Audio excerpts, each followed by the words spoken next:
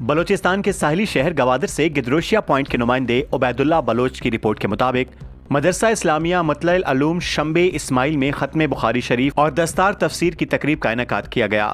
تقریب میں 26 عالم و عالمات کی شال پوشی اور 15 حافظ و حافظات کی دستار بندی کی گئی۔ تقریب کے مہمان خاص شیخ الحدیث والتفسیر جامعہ عثمانیہ کراچی کے معلم مولانا عبد المجید ملا زئی تھے، جبکہ گوادر و گرد و نواح سے آئے ہوئے علماء کرام، طالب علموں اور معززین شہر کی کثیر تعداد نے شرکت کی۔ تقریب میں نامور نعت خواں حافظ امید علی باکری نے نعت و مدرسہ کا ترانہ پیش کیا، جبکہ حافظ نادل کریم نے حفاظ کرام کو ختم قرآن پڑھایا۔ تقریب سے مولانا عبد المجید ملا زئی نے بخاری شریف کی 98 باب پڑھا اور اس کے متعلق خطاب کرتے ہوئے کہا کہ مدرسہ مطلع العلوم کے منتظمین مبارکباد و خراج و تحسین کے لائق ہیں کہ بخاری شریف جیسی عظیم الشان کتاب جس پر عرب و عجم، فارسی و غیر فارسی کا اتفاق ہے، کو مکمل کروایا۔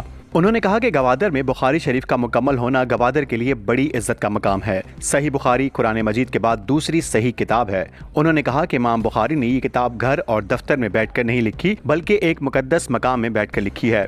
اس کتاب کو لکھنے کے لیے امام بخاری کے پاس 5 لاکھ احادیث کا ذخیرہ موجود تھا، لیکن امام بخاری نے سب احادیث کو پرکھنے کے بعد چند بہترین احادیث کا انتخاب کیا۔ انہوں نے کہا کہ امام بخاری نے 60,000 طالب علموں کو بخاری شریف پڑھایا۔ ان کی وفات کے بعد ان کی قبر سے ایسی خوشبو آتی تھی، اس طرح کی خوشبو دنیا میں کہیں نہیں ملتی۔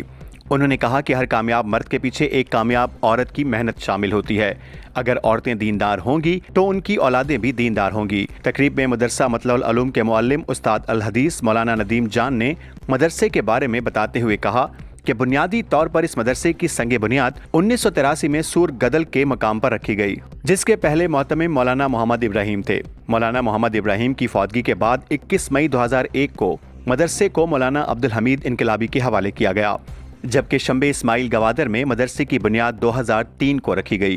مدرسے میں 1283 طالب علم زیر تعلیم تھے۔ 2001 سے لے کر آج تک 282 عالم فارغ التحصیل جبکہ 228 حفاظ کرام نے حفظ قرآن مکمل کیا ہے۔ محترم مدرسہ مولانا عبد الحمید انقلابی نے اپنے خطاب میں مہمانان کرام کا شکریہ ادا کیا، جبکہ مفتی اختر، مولانا حارث ارجمندی، مولانا محمد ریاض، مولانا سعید احمد فاروقی، مولانا عبد الرشید نے حفاظ کرام اور پوزیشن ہولڈرز میں انعامات تقسیم کیے۔